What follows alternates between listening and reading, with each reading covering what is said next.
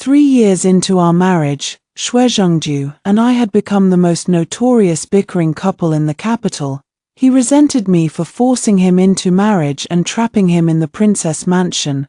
I resented him for abandoning his dignity all those years ago just to save the woman he loved. During one of our explosive quarrels, Shuezhengju flipped the table in a fit of rage, then froze abruptly. "Your Highness, you have gray hair."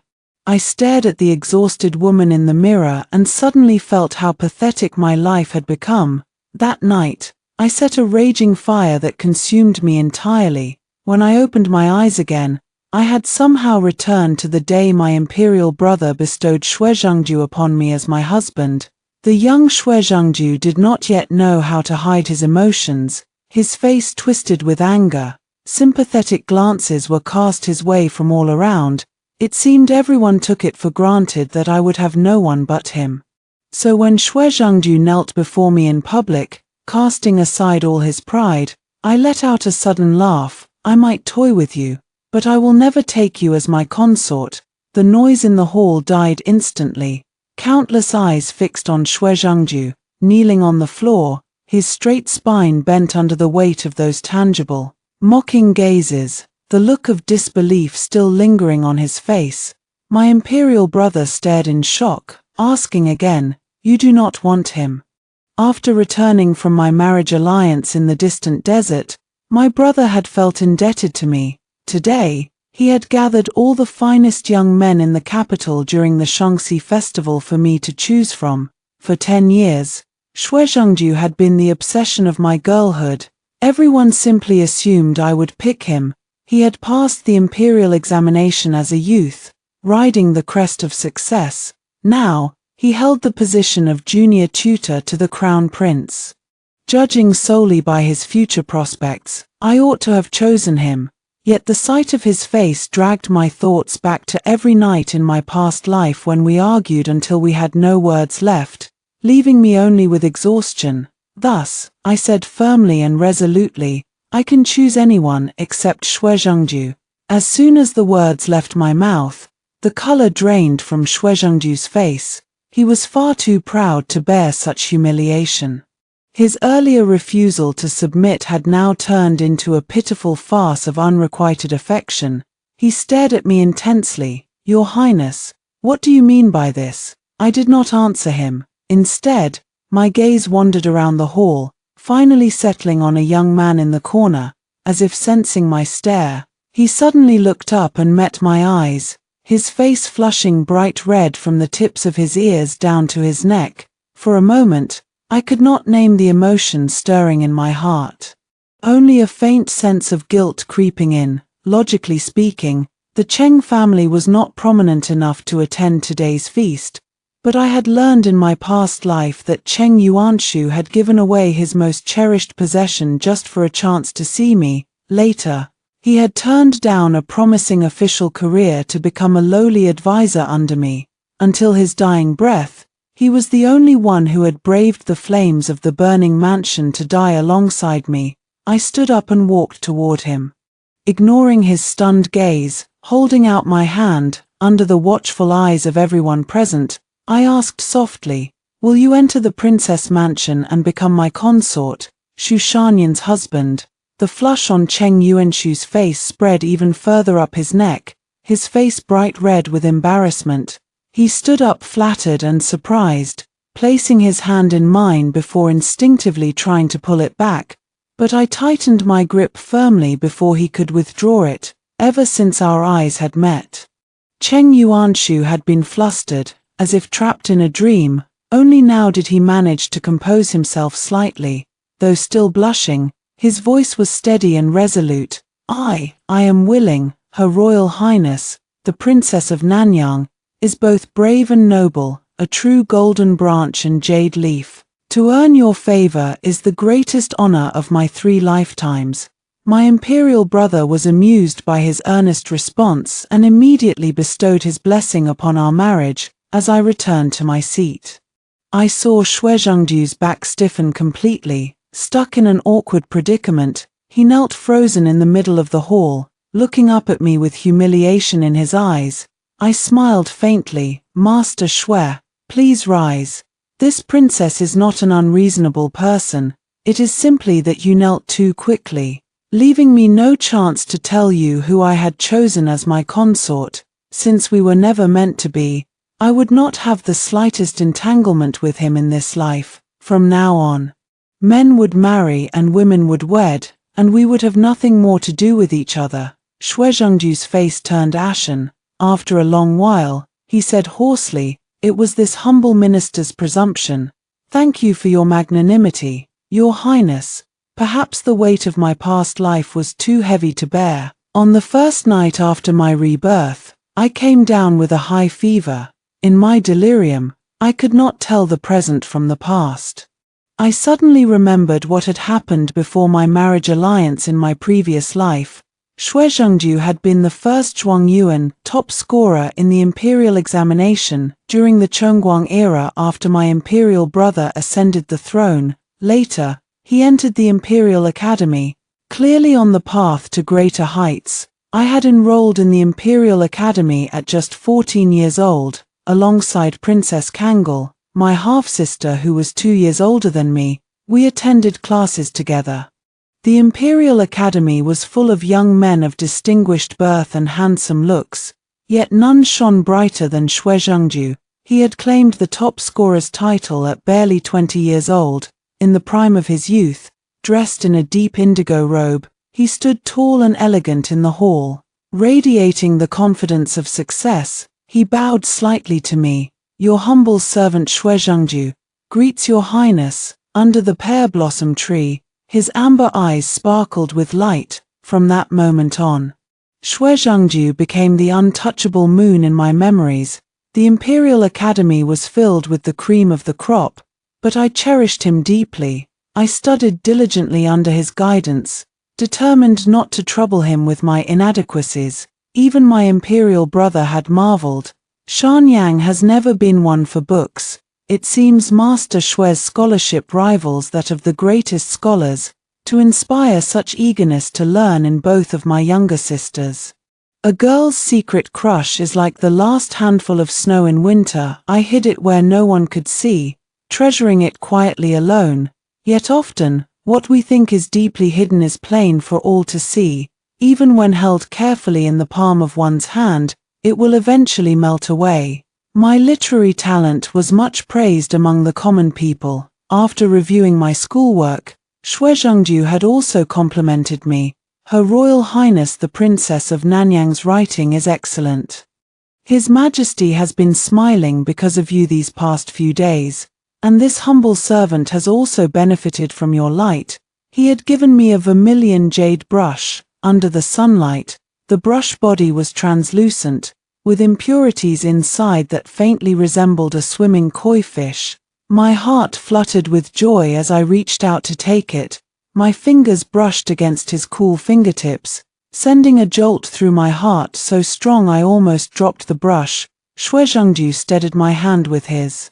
His smile as usual. "Be careful, Your Highness." By the time I returned to my seat, my heart was pounding wildly like a drum. After class ended, however, Princess Kangul did not look happy at all. We had never gotten along well. Seeing her glare at me, I had no desire to argue with her. After we parted ways, I remembered I needed to consult an ancient book for my studies and turned back to the Imperial Library.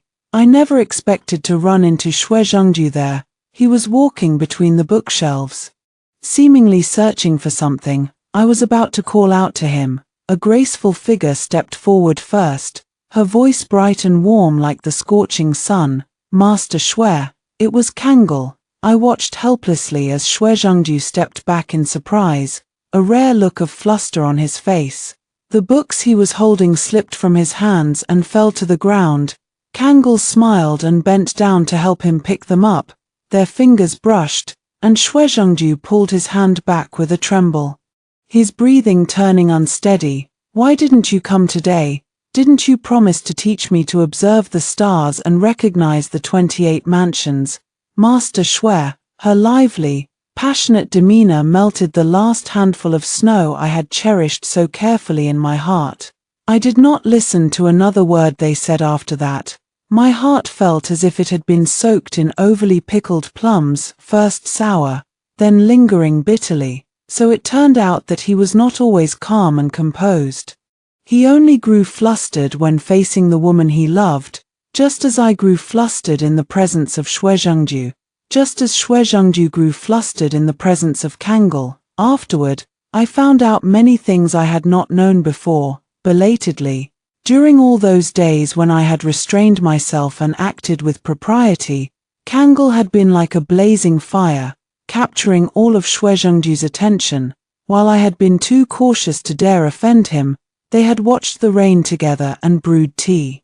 Listening quietly to the dripping water clock, on the night when all my fantasies had shattered into pieces, they had also drunk wine together and discussed poetry, painting bamboo with ink. From then on, I never crossed the line again. Becoming the quietest and most well-behaved student in the Imperial Academy, until I turned 17, the court fell into turmoil.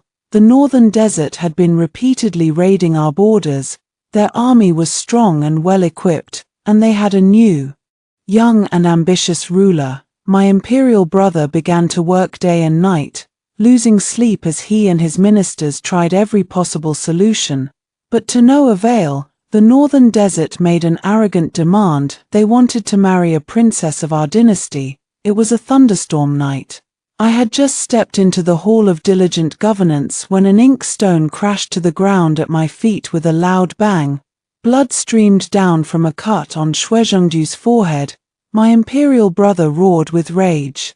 Shuezhengju, how dare you? How dare you help Kangol leave the palace without permission? If she is not found, you will pay with your life 1,000 times over.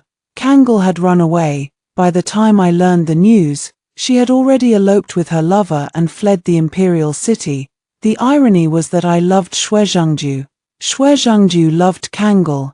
Yet Kangol had only been kind to him because his face bore a faint resemblance to her own younger brother.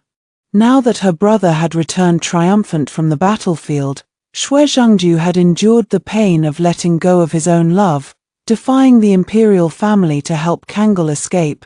The only remaining princess was me. The thunder that night was deafeningly loud. I knew Kangol would never come back. Internal strife and external threats weighed heavily on our dynasty. The atmosphere in the hall was deathly cold and silent.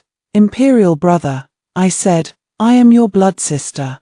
Nurtured by our dynasty for many years, now it is time for me to repay the countless people of our land. Let me go. Shuezhengju closed his eyes dejectedly, a look of regret crossing his face. Your Highness. My imperial brother slapped him hard across the face. The pain was evident on Shuezhengju's face. Kangol is not my blood sister, but I never once thought of sending either her or Nanyang away for a marriage alliance. I will lead the army personally into battle. Heaven will not let my great cause perish. But Kangol had fled, and rumors spread like wildfire among the people. Everyone feared death. Thus, scholars and officials knelt outside the palace gates, urging the emperor to accept the northern desert's demands. The arrow was already on the string. There was no turning back. If I refused to go, even if the emperor led the army himself, he would be branded as a warmonger who cared nothing for the lives of his people. Shuezhengju had played an excellent game of chess, ultimately saving Kangol, but in doing so, he had unexpectedly blocked the last path of survival for me. After that, I traveled far to the northern desert to fulfill the marriage alliance. I did not return to my homeland until I was 27 years old. After pacifying the northern desert, 10 years had passed, wearing away my spirit and changing me beyond recognition. In my past life, at this very feast, my personality had long since faded from what it once was. Seeing Shuezhengju's face unchanged, I had been overwhelmed by the pain and suffering of those years, filled with hatred and rage. Thus, I had forced Shuezhengju to submit, trapping him in the Nanyang Princess Mansion and destroying his promising official career. The past had become a tangled mess of threads impossible to unravel. Love and hate, gratitude, and resentment had long since turned to frost on the ground. From then on, we became a pair of bitter lovers, destined to bicker and resent each other until death did us part. During my illness, Cheng Yuanshu sent me a great many things. When my maids invited him inside, he looked as if he were facing a formidable enemy. I draped a robe over my shoulders and leaned against the corridor pillar, finding his flustered manner rather amusing. 10 years of hardship in the northern desert had left me with barely half a life. To return home and savor even a moment of peace was already a blessing from the heavens. What reputation could I possibly still have left to speak of? He stood some distance away from me, but upon catching sight of my expression, he suddenly spoke earnestly. Your Highness is a hero to all under heaven. Those who achieve great deeds have never been remembered for their reputations alone, but for their actions. I froze for quite a while before bursting into sudden laughter.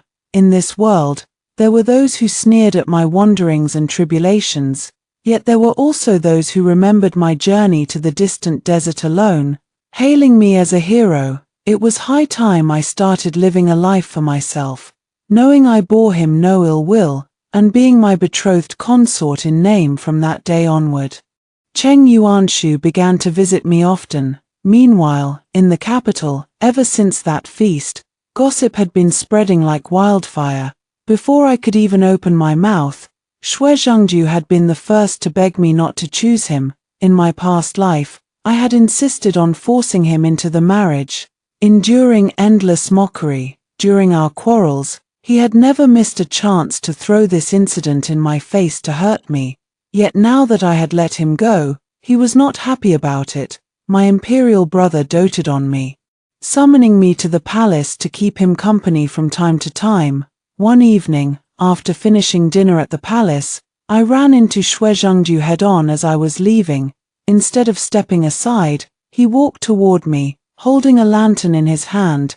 Clearly, the gossip had been keeping him up at night. Dark circles hung under his eyes as he hesitated, asking, "Your Highness hates me. You deliberately humiliated me that day. Have you had your fill of revenge now?" I stared at him coldly. Where did my hatred even stem from? When the cause and effect did not befall himself, Shui Zhengju always acted as if those years had been a trivial matter that could be brushed aside with a mere release of anger, as if all grievances would vanish just like that. If you still have anger to vent, direct it all at me. But choosing a consort is a matter that will affect your entire life. The Cheng boy is of low birth, he is not worthy of your Highness, and he is by no means a good match. I laughed in exasperation. When I had chosen him, he had been furious, questioning me why I would not choose the gentle-natured Cheng Yuanshu instead of entangling myself with him for years if I only wanted to suffer. Now that I had chosen Cheng Yuanshu, he had the audacity to speak to me in the tone of a lecturing elder, claiming Cheng Yuanshu was not a good match. I finally saw him for what he truly was. Shui Zhengju did not care who I chose as my consort, he was simply despicable. I moved closer to him, so close that even the candle flame in his hand flickered slightly. Shui Zhengju's breath hitched. He did not step back, only staring at me fixedly, as if waiting for something. I took the lantern from his hand and said coldly, "Is this what you were waiting for?" Before Shui Zhengju could regain his senses, I raised my hand without hesitation and slapped him hard across the face. The force of the slap turned his head to the side. He seemed utterly stunned by the blow. His eyes wide with disbelief, he hesitated for a moment, then stepped back, lifted his robe, and knelt down on the ground. "I do not know what I have done to anger your Highness. I have been trapped in that desolate place for a full 10 years, enduring unspeakable suffering. And now you dare to publicly humiliate me at the feast, only to come here afterward with these false, hypocritical words of advice, a few trivial sentences." And suddenly all those years of pain and hardship were supposed to be forgotten. I stared into his eyes, grabbed the collar of his robe tightly, and ground out the words through gritted teeth. All those years ago, I was the one who debased myself, falling in love with a selfish, hypocritical scoundrel. It was entirely my own fault, but Xue Zhengju, I do not owe you anything. It was you who ruined half my life, condemning me to wander in exile. If you ever dare to come in front of me again and spout this nonsense, I will kill both you and Kangol. He was shocked by my words, staring at me in disbelief. Princess Kangol is your elder sister. She is innocent. I laughed bitterly in anger. Was it not she who eloped with her lover, letting all the gossip fall on me? Was it not she who colluded with you to force Imperial Brother to send me away for the marriage alliance? Xue Zhengju fell silent, rendered speechless. I threw the lantern hard at his feet, then turned and walked away without looking back. From that day onward, I never asked about Xue Zhengju again. Spring had just passed, and it was the transition period between spring and summer. The hunting ground was already bustling with activity early on. My Imperial Brother was quite interested and asked me to accompany him. Cheng Yuanshu was mounted on his horse, swapping his usual restrained wide-sleeved robes for a riding outfit that accentuated his broad shoulders and narrow waist, a fine physique honed by regular exercise. He had lost his mother at a young age and had been suppressed by his stepmother for many years. Usually quiet and unassuming, he had always seemed somewhat dull and lackluster, but now, he was a completely different person. His hair was tied up high with an ornate hairpin. His eyes sparkled as he looked at me. The corners of his eyes and mouth curved into an undisguisable smile. Spotting me from afar, he galloped over. "Your Highness." His loud greeting shocked everyone in the hunting ground, drawing their gazes. They thought he was being a little too exuberant, but Cheng Yuanshu paid them no mind. Rushing straight to me, he wiped the sweat from his forehead, his face glowing with excitement. "I just hunted a rabbit in the hunting ground. I'll have someone send it to the princess mansion tonight." A rabbit was nothing out of the ordinary, but the thought behind it was rare and precious. His bright, lively eyes were a far cry from the dead, cold look he had worn in my past life. A soft spot melted in my heart, and I held out a handkerchief to him. Cheng Yuanshu was still chattering away when his eyes suddenly widened, and he stumbled over his words. "Ah, a handkerchief from your Highness."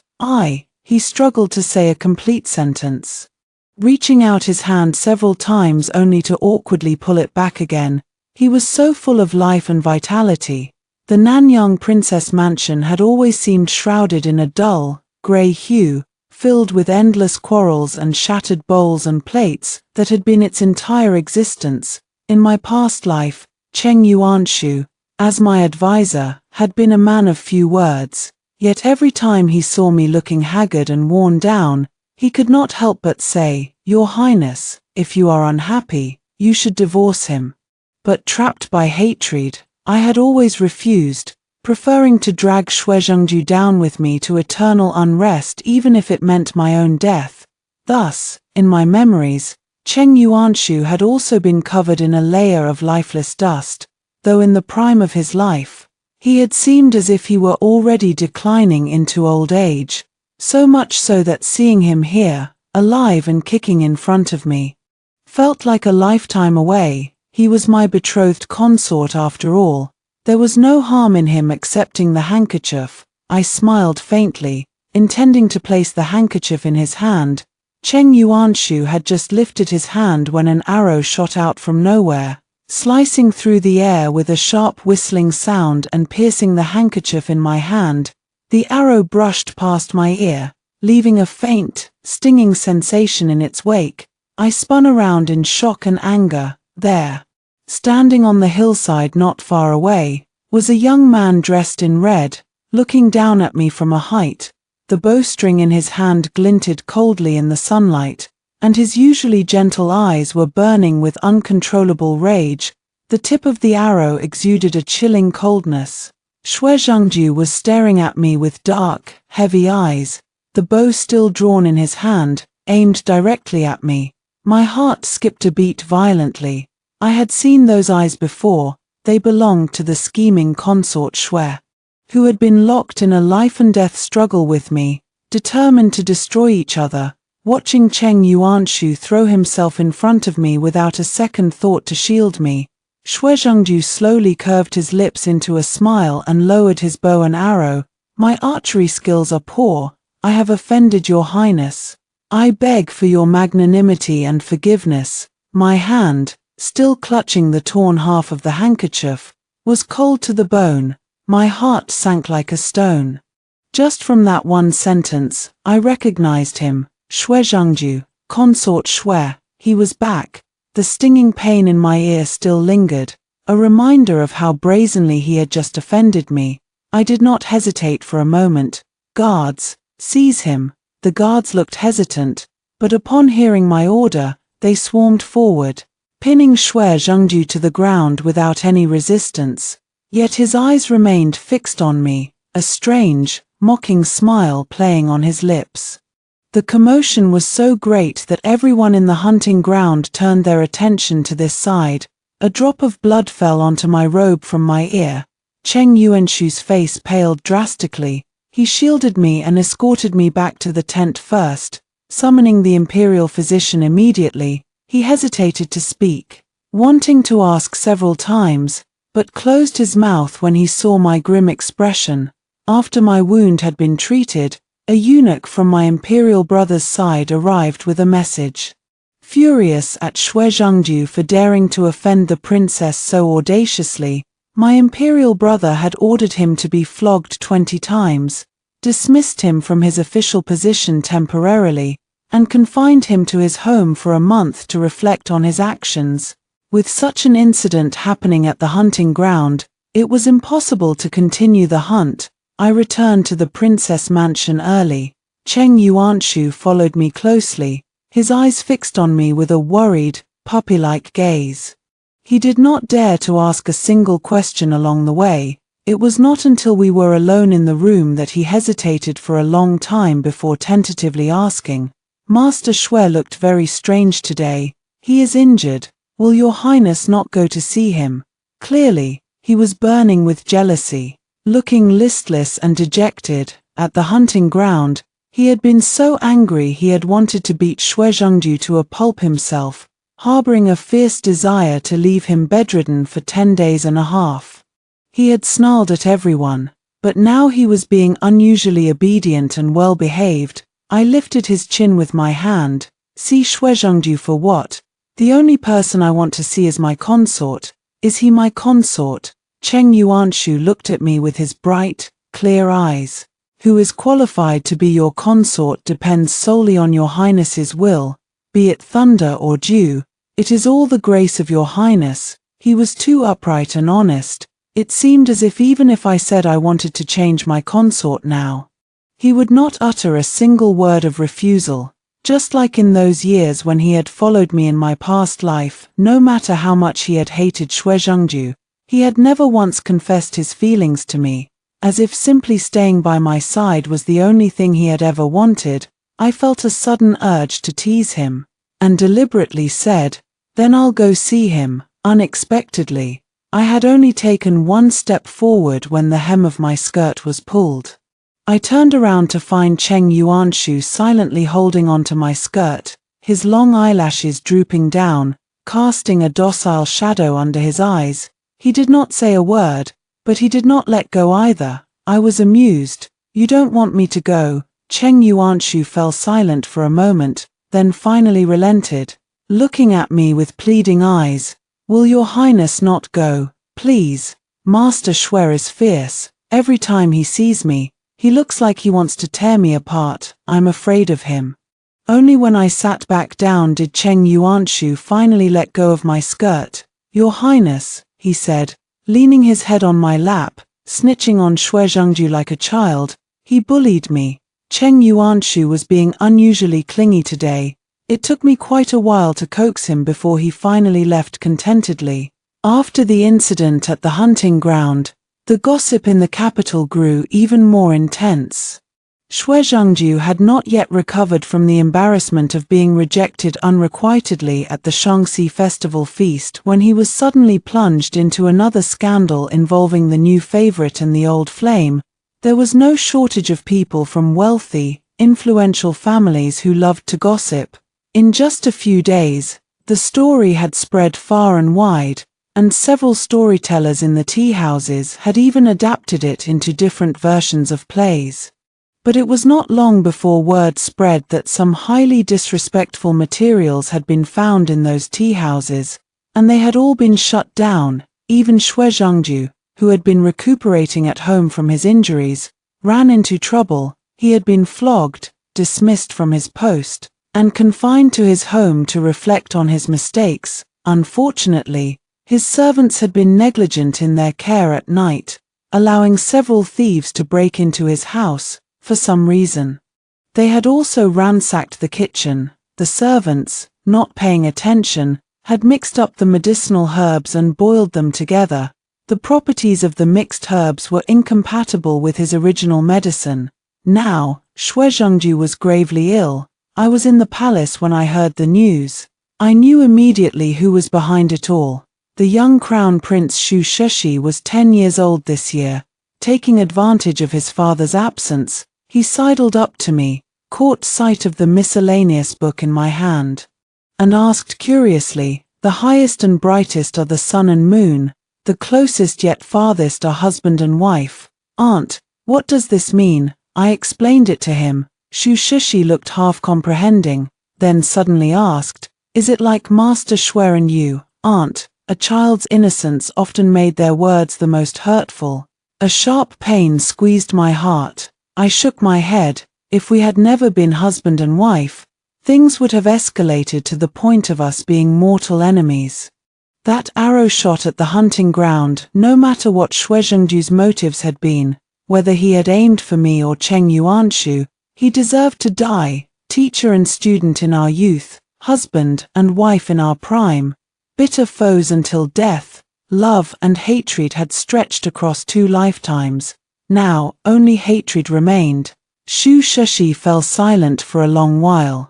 Just as I was about to leave the palace, he quietly handed me a box. He looked conflicted as he said, "This is something Master Xue gave me after the Shangxi festival. He said it was a gift you gave him in the past, and it ought to be returned to its rightful owner. He said you refused to see him, so he asked me to pass it on." I lifted the lid to find a double-fish jade pendant inside.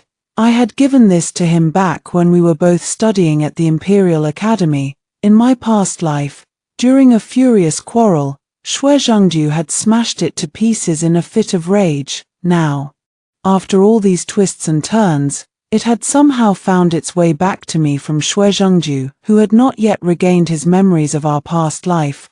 A broken mirror could never be mended. I picked up the jade pendant and, to Xu Shishi's astonishment, hurled it to the ground, just like the ending of our past life. It shattered into 2 halves. I took a deep breath. Neither the pendant nor the man is of any use to me anymore. Xu Shishi understood my meaning and never brought it up again in front of me. As for whether Xue Zhengju lived or died, I did not care in the slightest. He had hated me with a vengeance in our past life, and I had hated him just as fiercely. From now on, it would be best if we never crossed paths again until we drew our last breaths. The gossip in the capital gradually died down as peaceful days passed. There was no imperial rule stating that a princess's consort could not serve in the court. My imperial brother noticed Cheng Yuanshu's talent and intended to promote him. Introducing him to important positions, he was swamped with work. Yet he still made time to visit the princess mansion every chance he got. When he suddenly failed to show up one day, I found myself feeling strangely unaccustomed to his absence. I sent someone to inquire and learned that on his way back from the military camp outside the capital, he had been caught in a rainstorm. The horses in his entourage had panicked, and he had been injured while rescuing someone. He was taking shelter for the night in a desolate temple nearby. For some reason, an uneasy feeling gnawed at my heart. The temple was remote and had been uninhabited for a long time. I had no idea how badly he was hurt. I gathered a team of personal guards, brought along an imperial physician, and set off for the outskirts of the capital. The rain poured relentlessly that night. For the sake of speed, I traveled on horseback. By the time we neared the temple, it was already midnight. We only needed to pass through a dense forest to see the temple perched on the distant mountain top. My personal guards went ahead to scout. No sooner had they entered the forest than their expressions suddenly changed. "Your Highness, there are people." The silent night was filled only with the drumming of rain. Everything in sight blurred under the downpour. The darkness was absolute, and I could hear nothing but the thudding of my own heart, unsure of who lay ahead. I did not dare to proceed recklessly. I raised my hand. "Fall back, retreat from the forest at once." No sooner had the words left my mouth than a sharp, whistling sound cut through the air. The tip of an arrow sank deep into the trunk of a tree, its shaft still humming and trembling with the force of the impact. That archery skill, I knew it all too well. I had barely glanced at the arrow when sudden chaos erupted. Not far away, a personal guard shouted loudly, "Your Highness, run." Horses neighed in panic. The guard closest to me behind me suddenly reached out and wrapped his arms around my waist. The acrid smell of rain and blood filled my nostrils, and the soaked black narrow sleeves of his robe were stained with blood. He half dragged me off my horse, overwhelmed by a sense of suffocation. I pulled the dagger hidden in my sleeve and stabbed backward fiercely. The attacker grunted in pain, his grip loosening, but he clung to me desperately, refusing to let go. His foot slipped, and he tumbled down the hillside with me in tow. The hillside was muddy and slippery, the rain making the tree trunks treacherous to grip. The dagger sliced my neck during the struggle. The man froze in alarm, then grabbed the blade of the dagger with his bare hand. We finally came to a stop when our backs slammed hard against a tree trunk. I lay sprawled in the mud, coughing up blood. I forced myself to stand despite the searing pain, and finally got a clear look at the man. It was Xue Zhengju. Half his face was hidden in the shadows of the tree, his expression cold and terrifying. His hands were covered in blood, impossible to tell whose. He looked nothing like the man I had first seen after my rebirth. Xue Zhengju dropped the blood-stained dagger in a panic. "I didn't mean to hurt you. I just wanted to see you." After 2 lifetimes apart, this was our first meeting since our rebirth, excluding the shocking incident at the hunting ground. We stood frozen. Just a few feet apart, locked in a tense stalemate. Movement echoed from above, and torchlight flickered in the distance. My personal guards were closing in. I took a step back, feeling nothing but disgust at the sight of his face. 10 years of silence between us, endless quarrels every day. "You begged me to let you go. In this life, I never once sought you out. Why are you still haunting me?" During our worst quarrels, he had smashed every teacup and plate on the table. Xue Zhengju had broken down completely, his voice hoarse with rage as he shouted, "The marriage alliance was a matter of necessity. It was all so many years ago. You're alive and back now, why can't you just let it go?" I slapped him hard across the face, my hand trembling with the force of my blow, utterly disbelieving that he could say such a thing.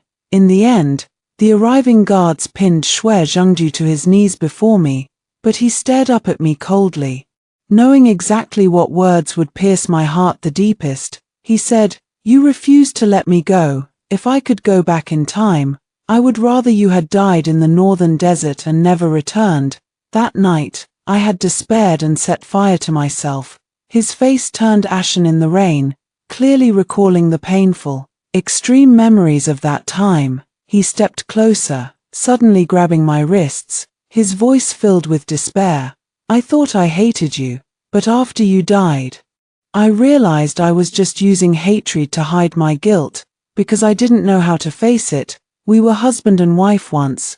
Princess, you still love me, don't you? Why did you choose that Cheng Yuanshu instead?" I struggled to free my wrists, raising my hand to slap him again, to make him come to his senses.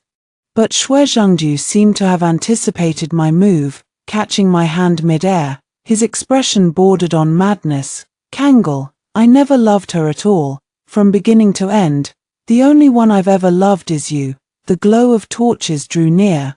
The moment he lunged at me, a gust of wind rushed at me from behind. Cheng Yuanshu kicked Xue Zhengju away with a single blow, then steadied me firmly in his arms. His expression was dark and menacing, his eyes blazing with fury. "You're asking for death." I did not stop him. By the time we dragged Xue Zhengju back to the temple, he was completely drained of strength to resist. After everything that had happened, no one could deny that he had been the mastermind behind tonight's incident. Even the soldiers under Cheng Yuanshu's command loathed him. Refusing to spare him a single glance, he was thrown into a corner like a dead dog. The imperial physician I had brought was kept busy, tending to my wounds first before turning to Cheng Yuanshu. He had already been injured, and rushing through the rainstorm to fight Xue Zhengju had only made things worse. His wounds had become swollen and pale from being soaked, and he was now grimacing in pain, gritting his teeth to keep from crying out. I rested my chin in my hand and asked him, "Does it hurt?" His lips were ashen, but he shook his head. "No, it doesn't hurt." I laughed when I heard that. "Then let's talk about all the things you've been hiding from me." He knew martial arts. Yet he had always pretended to know only the basics. He had repeatedly let himself be bullied and victimized by Xue Zhengju without fighting back, then run to me to complain and play the victim. But just now, Xue Zhengju had been completely helpless against him. Cheng Yuanshu trembled, his voice growing softer and softer until he finally lost all confidence. I thought he was going to apologize, but instead, he said, "Actually, it does hurt a lot." Xue Zhengju let out a cold laugh from the corner.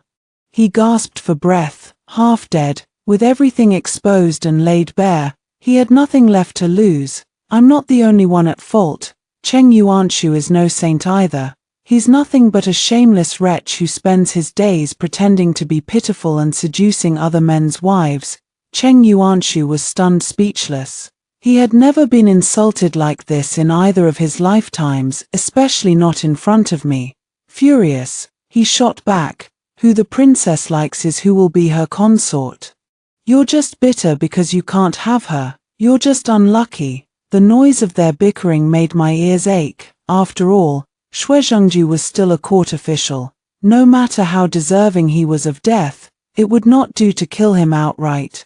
We spent the night in the temple before finally returning to the capital with Xue Zhengju bound hand and foot. The carriage jolted along the road. The wound on my neck throbbed with pain. Cheng Yuanshu leaned over to examine it carefully, his movements gentle and cautious. I suddenly asked, "You heard what he said, didn't you? Our wedding day is drawing near. Before that day comes, you still have a chance to back out." Talk of ghosts and reincarnation was too bizarre and sensational for anyone to believe. Besides, I had returned from a marriage alliance in the northern desert, been married to Xue Zhengju for 10 years in my past life, and died once already. He was 5 years younger than me, only 22 this year. In the prime of his life, he had already wasted an entire lifetime on me. I did not want to tie him down and make him waste a second lifetime for me. But instead of answering my question, he leaned closer to me, his eyes as bright as ever, as if I were the only person in the entire world. "Then in our past life, after you were gone, did I avenge you?" A wave of bitterness welled up in my nose, and my eyes reddened with tears. No, but he had stayed by my side, walking with me all the way to the underworld. My voice came out hoarse. "You died with me. You sacrificed yourself for me." Cheng Yuanshu blinked, then leaned in to kiss my lips softly. He said, "I want to thank my past self for exchanging his life for the chance to be chosen by you in this lifetime. My imperial brother summoned me to the palace to ask about the incident with Xue Zhengju. I could not very well tell him the real reason why Xue Zhengju had seemed like a completely different person. Cheng Yuanshu quickly made up an excuse, lying through his teeth without batting an eyelid. "Master Xue has loved your highness for a long time, but he always felt he was unworthy of you, so he deliberately belittled you, rejecting you at the feast that day to make himself seem unattainable." hoping to pique your interest. It wasn't until he realized that your highness had chosen this humble servant that he dropped the pretense. The excuse was clumsy and absurd, but it just so happened that this was exactly how the popular storytellers in the capital had portrayed it in their tales. My imperial brother's face lit up with sudden understanding. He even glanced at Cheng Yuanshu with curiosity, hesitation written all over his face. I could guess what he was thinking. Was Cheng Yuanshu also like the characters in the storybooks, who had won Princess Nanyang's sympathy with his tears and charmed his way into becoming her consort? Fortunately, my imperial brother's curiosity did not go that far. He cleared his throat and assumed a solemn expression. He could not tolerate having someone like Shui Zhengju remaining in the court, especially not someone who was responsible for teaching the young crown prince. Taking this opportunity, he demoted Shui Zhengju to a remote, barren region, to preserve the royal family's reputation. The official announcement stated only that Shui Zhengju was being promoted, sent to serve in a regional post. The sins one commits, they will always come back to haunt you in the end. Fortunately, I had finally woken up from my delusion, no longer willing to torment myself. Shui Zhengju humbled himself, groveling and fawning over me in a way he never had before. When you were 15, you were still such a young girl. Your eyes were clearer than lake water, shining bright as stars. You stood out from everyone else. You were the most dazzling pearl in the entire capital. That was the year you gave me this doublefish jade pendant. At 15, I had truly loved him. But a broken mirror can never be made whole again, just like this jade pendant. It would forever bear the scars of its cracks. Every time I looked at it, I would remember how I had knelt on the ground, choking back tears, picking up the shards one by one, holding them in my arms and staying awake all night long. I reached out and took the jade pendant. Cheng Yuanshu opened his mouth, as if to say something. Then, to their utter astonishment, I released my grip, already broken once. The jade pendant had become incredibly fragile, this time. It could not withstand even the slightest fall. It hit the ground and shattered completely, into pieces too small to ever be put back together again. No, Shui Zhengju's eyes widened in horror, watching as the cherished token of his memories crumbled into dust before his very eyes. Tears streamed down his face, his entire body trembling violently. He threw all decorum aside, dropping to his knees on the floor, stretching out his hands in a desperate attempt to gather the tiny fragments into his palms. But the more frantic he became, the more scattered the pieces grew. In the end, they were blown away by the wind, mingling with his tears and disappearing without a trace. Shui Zhengju laughed through his tears, half mad with grief. You do love me, don't you? The jade pendant is broken, but I can make another one. It will be whole again. I'll make it whole again. I stared at him coldly, then crushed the last remaining piece under my foot. With the crisp sound of breaking jade, Shui Zhengju's sanity finally snapped completely. He collapsed to the ground, sobbing uncontrollably, his cries echoing through the room. I took Cheng Yuanshu's hand and walked away, never once looking back at the man I had loved and lost in my youth. From this day forward, this name would no longer represent hidden pain and unfulfilled longing in my memories, only liberation. Shui Zhengju was driven out of the capital. Cheng Yuanshu and I finally fulfilled the regrets of 2 lifetimes, making our dreams come true at last. On our wedding day, red silk ribbons hung high everywhere, and countless guests gathered to witness our union. My imperial brother personally served as the officiant, bringing the young crown prince with him, watching as I married the man I had truly wanted to spend my life with. When I had gone to the northern desert for the marriage alliance, I had traveled alone, braving the bitter cold that even the campfires could not dispel, with my family and friends thousands of miles away. Now, they were all by my side, sharing in my joy and happiness. Our matchmaker was an elderly noble lady from a marquis's mansion, her head full of silver hair, her eyes brimming with tears of joy. When your highness left us at such a young age, you even went out of your way to beg the emperor for a decree to let my worthless granddaughter marry the man she loved, while you yourself were forced to go to that terrible place. Now, at long last, all your wishes have come true. You've married the man you love. May you be blessed with endless happiness and a lifetime of love and harmony together.